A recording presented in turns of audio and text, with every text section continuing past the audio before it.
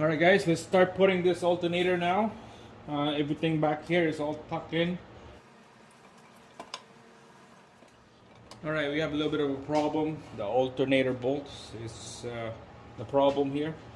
We have to take out this air bypass valve, whatever, out first so that we could take out this power steering bolt out.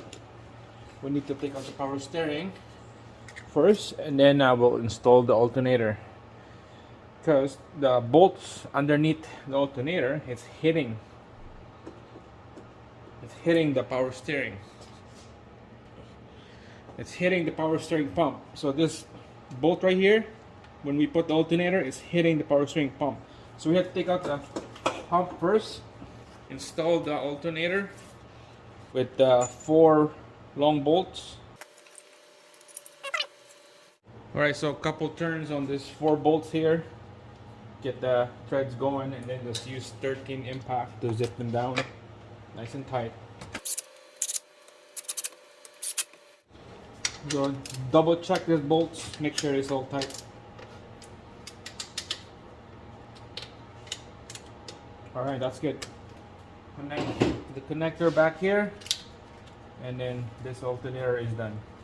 Alright guys, so after installing the alternator, power steering is good. 3 bolts on the power steering, 1 up here, 1 down there, and 1 at the back. So it's all torqued already. So the last that you need to install back here is this air bypass valve. Just line it up and then use a T30 to bolt it down. Alright guys, so everything is finished on this side here. Just doing the last part here is installing the alternator wire at the back, the big wire going to the battery. Just installing that, and that's the last piece. And everything should on this side is done.